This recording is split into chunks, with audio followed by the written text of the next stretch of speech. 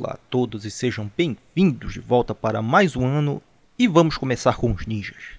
Personagens que durante muito tempo deram as ordens no mundo dos videogames. Está no ar mais um episódio de História Revista.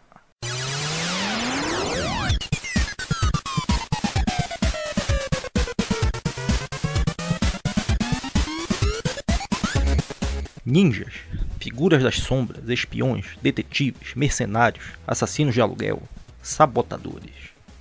O que fosse necessário. Seus registros datam dos séculos XV e XIV, mas também já existiam histórias dos séculos XII, VI, IV. A razão desse impasse parece até piada, mas vem justamente de uma das coisas que caracterizam o ninja: a invisibilidade. O ninjutsu ensinava que o seu usuário devia ser invisível, discreto. Não deveria deixar rastros, entrar e sair sem que ninguém percebesse, não fazer barulho, ser rápido, usar um disfarce, usar o ambiente e assim por diante. E os caras que eram ninjas também não saíam falando por aí que eram. E também poucos registravam o que faziam nos seus diários e textos. E certamente aqueles que falhavam a missão e eram capturados, eles podiam ser torturados à vontade que não falariam nada. E até mesmo eles se matariam antes de chegar a hora da tortura. Isso seria um ninja eficiente. É por isso que muitas dessas coisas que sabemos é capaz que seja só da ficção e tudo esteja errado no fim das contas. Mas não se podia esperar menos de uma figura tão extraordinária. No mundo dos jogos houve esse período dos anos 80 que vamos chamar de Ninja Exploitation. Para todos os lados que olhávamos, lá estava um jogo, um filme, um desenho ou alguma coisa que tinha um ninja no meio. Mas hoje o nosso assunto são os videogames, então vamos dar uma olhada nos jogos que fizeram essa época. Vamos começar com aqueles que foram os mais conhecidos do tempo dos 8 bits. Primeiro, o Shinobi, nome que também é usado para designar um ninja. Pelo menos até onde deu para ver na pesquisa. O seu primeiro jogo é de novembro de 1987, no Flipper. O protagonista é o famoso Joe Musashi, e depois foi adaptado para o Master System e outros. Mas eu nunca entendi mesmo foi porque que durante o jogo ele não usava máscara. É o esquema de andar pela fase atirando estrelas e salvar as crianças do seu clã. Elas foram sequestradas pela organização inimiga, que se chamava Zid. Em algum momento, uma delas vai dar um power-up, que aí ele vai ganhar uma espada e uma bazuca. Aí, entre as fases, tinha a de bônus com esse tiro ao alvo, que se fosse sucesso, o jogador ganhava uma magia que podia usar na próxima fase. E depois vinha o chefe, e aí, próxima fase. Este jogo foi seguido do Shadow Dancer também no Flipper. Nesse outro jogo, o ninja era outro cara. Extraoficialmente, ele é o filho do Joe Musashi, ele se chamava Hayate. Eles estavam em Nova York e uns terroristas apareceram e colocaram bombas por todo lado. Aí alguém tem que dar o jeito nisso. Aqui no Brasil a história que contaram foi que ele tinha um amigo policial que morreu e depois ele e o cachorro que se chama Yamato foram atrás de vingança. Nas versões do Flipper e Master System, o jogo é quase todo a mesma coisa que foi o primeiro Shinobi. De diferente, tem agora o cachorro Yamato que avança e imobiliza os inimigos e que, em vez de resgatar crianças, ele desmonta bombas. Para o Mega Drive, resolveram fazer um jogo diferente. Ficou a mesma história das bombas e ninjas, estrelas e magias, só que acontecia em cenários diferentes. Antes, o jogo se resumia a andar para frente, subir e descer, mas sempre seguindo em frente. Agora mudou, são vários níveis para subir e descer e tem que ir e voltar para conseguir achar as bombas e conseguir passar de fase. Agora também temos um controle melhor do cachorro. Já dá para fazer que ele avance nos inimigos na hora que quiser, mas é preciso ter cuidado porque alguns inimigos se defendem e o Yamato fica inativo por um tempo. Nas opções também apareceu a opção de jogar com as estrelas ou só com a espada. Provavelmente uma medida para competir com Ninja Gaiden, que tinha esse tipo de jogabilidade. E o próximo que vamos ver foi lançado antes do Shadow Dancer. Foi o Revenge of Shinobi, ou The Super Shinobi. Ação que conta como sequência daquele primeiro do Flipper e Master System. Uma história tradicional de vingança, onde o Joe Musashi dá uma volta pelo mundo para dar o troco nos inimigos. Eles atacaram o templo, mataram o mestre e sequestraram sua noiva. As estrelas agora são faquinhas, O uso de magia não depende mais de uma fase de bônus, só que continua limitado. Ou então seria apelação demais poder usar toda hora os golpes de escudo, fogo, super pulo e araquiri. Além de ser um ótimo jogo, temos que falar que nas versões iniciais ele teve as participações especiais de alguns ícones da cultura pop. Primeiramente foi na capa e na tela de apresentação, onde eles seguiram aquela tradição e copiaram uma foto quase que totalmente. O original era o ator Sonny Chiba, que no passado interpretou um ninja em filmes que são muito recomendados para serem assistidos. Os outros o pessoal já conhece. Foram o Homem-Aranha, que quando morre vira o Batman, o Exterminador do Futuro, que vira o Hulk, e mais o Rambo e o Godzilla. Cada vez que chegava uma reclamação lá no escritório da SEGA, eles corriam para mudar os gráficos e lançavam uma versão atualizada. O que durou mais tempo foi o Homem-Aranha, porque a SEGA tinha a licença dele na época. Foi a que usaram para fazer aqueles jogos do Mega, do Master e o do Flipper. Mas pelo jeito o contrato dizia que podiam usar do jeito que bem entendesse, até como vilão de outro jogo. A trilha sonora foi um trabalho do mestre Yuzo Koshiro, de tantas trilhas do Mega Drive. E caso você se interesse em revisitar o Shinobi, recomendamos que procure pela versão que está na coletânea que fizeram para o Mega CD, que tem também alguns outros jogos do Mega Drive. Agora as músicas têm qualidade de CD e ficaram sem comentários. Este jogo teve uma sequência lançada em 93 depois de muitos atrasos. Foi o Shinobi 3, que temos que lembrar que o Shadow Dancer foi lançado no meio do caminho e entrou para a contagem. Por causa desse atraso, algumas coisas mostradas em previews tinham sido descartadas. Eram movimentos e fases completas que todo mundo se perguntava onde é que estava, afinal de contas. Isso daí pode ser respondido nos sites de emuladores e ROMs que tem esse protótipo disponível. É um jogo muito diferente, dá pra dizer que é até outro jogo. Na versão final o jogo parecia ser a mesma coisa, só que eles criaram muitos movimentos novos que incluíam até um uso maior da espada para atacar e se defender. Depois daqui a coisa foi para os 32 bits.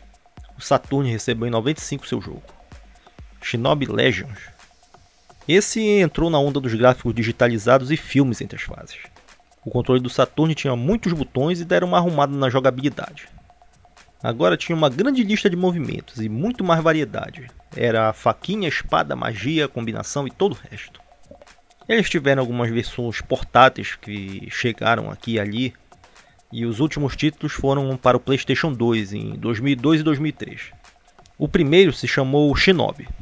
Ação-aventura com movimentação bem livre, que podemos falar que tem um pouco da semente do que viria a ser o God of War. A sua continuação veio em seguida. O nome era Nightshade ou Kunoichi, no Japão. Nesse aqui controlamos uma ninja que joga no mesmo time do outro cara. Ele se chama Hotsuma. Os dois jogos são focados em porradaria e combos, muitos combos. E também vinha de brinde a alta dificuldade da época para segurar a galera. Acho que dá para enquadrar esses dois jogos na categoria de obscuros. Na época mesmo foi difícil achar algum por aí, mas valeu a pena a busca. Nesta época tem uma coisa que podemos ver nos filmes e nos jogos que em alguns casos ainda acontece hoje em dia. E entra no mesmo caso das localizações que tanto falamos já.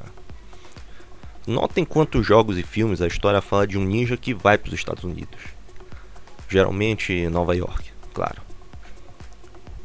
Ou até mesmo que um ninja é um cara americano, que ele é descendente. Os caras sabiam que para chamar a atenção desse público era preciso uma coisa dessas. Não que um jogo que fosse um Japão feudal, só com florestas e cidades com casinhas, que todo mundo fosse japonês, que tivesse nome japonês, fosse ficar necessariamente ruim. É mesmo porque isso já seria considerado uma coisa muito segmentada. Para entender o jogo seria preciso saber muito mais do que só o lugar onde o Japão fica. Ainda bem que isso já mudou e essa coisa da cultura dos lugares deixou de ser um tabu. E o pessoal realmente gosta quando um jogo abraça a sua cultura. E se tivesse aqui um ninja francês que também fosse editor do programa, ele falaria que agora vem a montagem. E é o que veremos agora.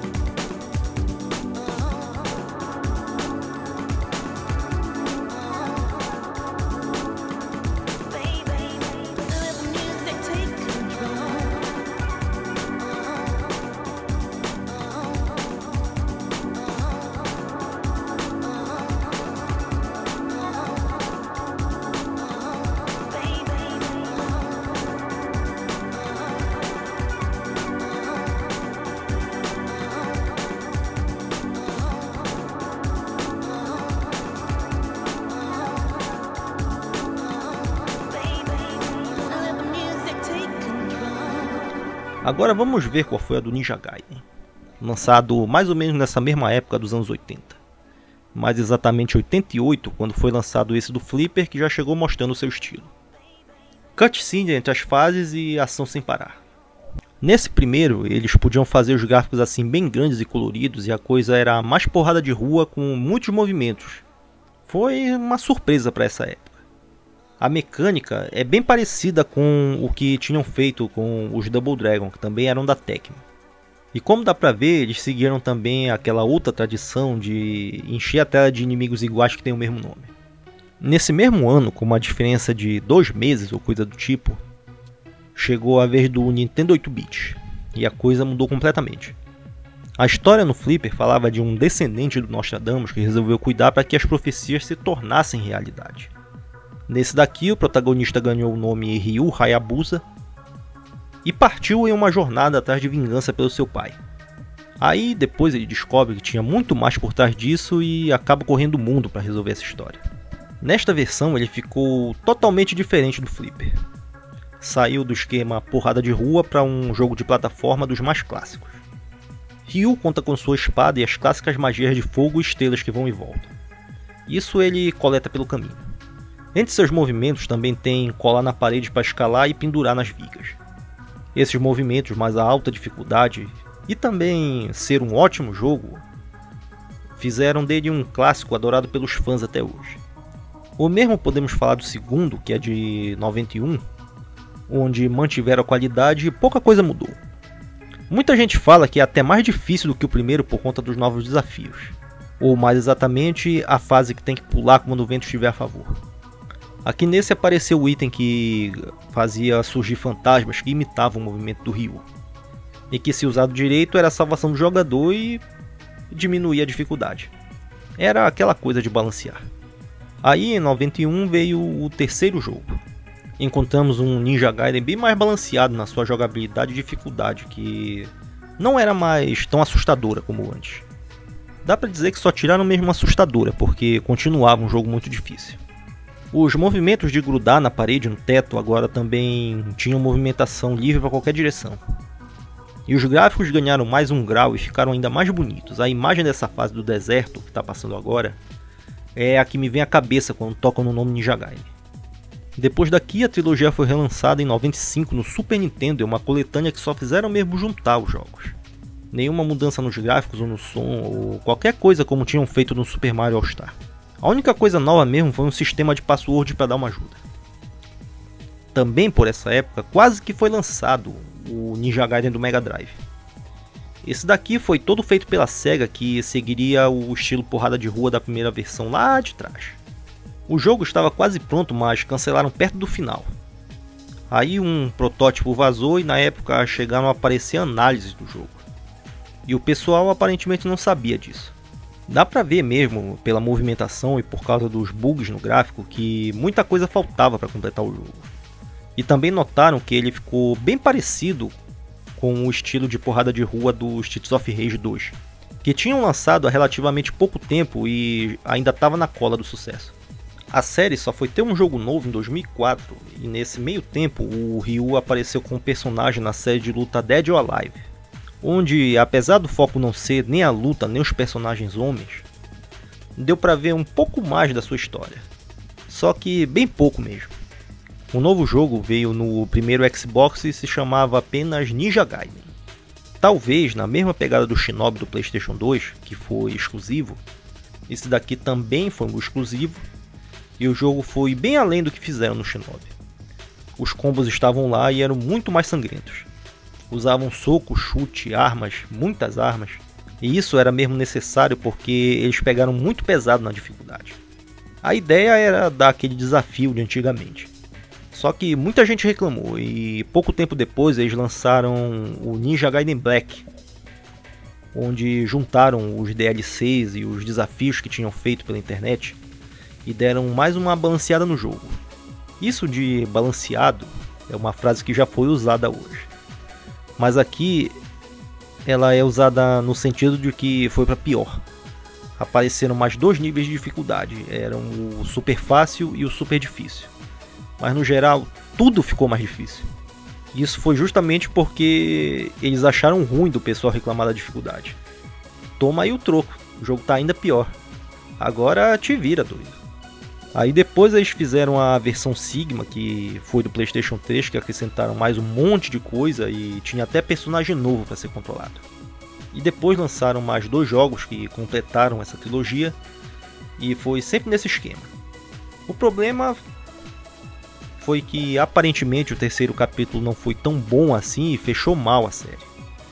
Mas agora, em 2014, vai chegar um novo chamado Yaiba Ninja Gaiden Z, que estamos vendo aí, que tem um visual bem legal e parece que vai ficar bom. Vamos ver como é quando chegar.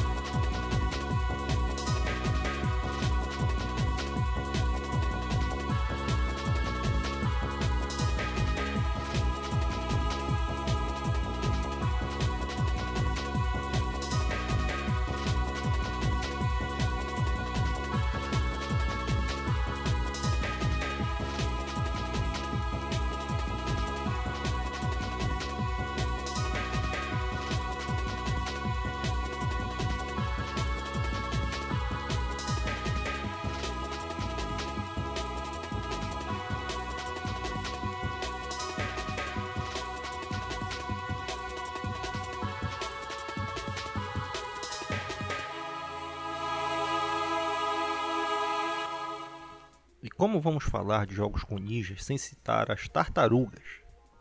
Provavelmente o maior nome durante um período em que dominaram todas as mídias. Eram quadrinhos, TV, cinema. E também a parte que nos interessa, que vai ser um bloco quase que inteiro só da Konami. O primeiro foi esse do Nintendo e alguns computadores, só que ele já ficou marcado como um jogo ruim. Se compararmos com os outros, realmente é o pior de todos, mas o seu único e grande defeito mesmo é a dificuldade. Faltou um polimento para que ele fosse mesmo, pelo menos um jogo na média. E se fizessem isso, ele seria considerado um jogo inovador, por conta da fase que tinha visão aérea, daquela outra fase que tinha visão lateral, a fase debaixo d'água, pilotar o tanque. Variedade é uma coisa que não falta e não dá para reclamar aqui. Quase ao mesmo tempo que esse chegou ao Nintendo, chegou ao Flipper esse outro, que é um dos grandes clássicos de todos os tempos. E de tanto sucesso que fez, isso acabou por atrapalhar o outro jogo. O pessoal queria que esse fosse lançado para jogar em casa. E não dá para culpar a galera também, esse jogo é muito bom mesmo. Primeiro eles fizeram a coisa bem simples, pulo e ataque. As suas combinações fariam golpes diferentes. Eles inventaram aqui também os elementos clássicos das caixas explosivas, das fases de skate, o carro estacionado que acelera de repente, as armadilhas de gelo, a fase de elevador. Muita invenção num jogo só. Em 1990 eles finalmente lançaram a do Nintendo e ainda teve gente com a cara de pau de falar que ficou decepcionada. Mas isso foi uma meia dúzia. As coisas, obviamente, foram reduzidas, mas o jogo não perdeu tanto assim. E também foram lá e compensaram essas perdas com 2 fases extras, inimigos novos e também no geral o jogo todo ficou mais longo. Aí em 91 chegou o Turtles in Time, onde eles melhoraram o que já era excelente.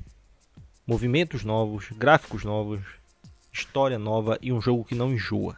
Não importa o quanto a gente vá lá e jogue de novo. Escolher uma tartaruga ou outra tinha uma diferença real dessa vez. E também apareceu o movimento clássico de jogar o inimigo na tela. Sua marca maior, isso a gente nem discute. Dá pra dizer que esse foi o jogo oficial da era 16 bits. Porque um ano depois ele foi convertido para o Super Nintendo, onde ficou perto da perfeição.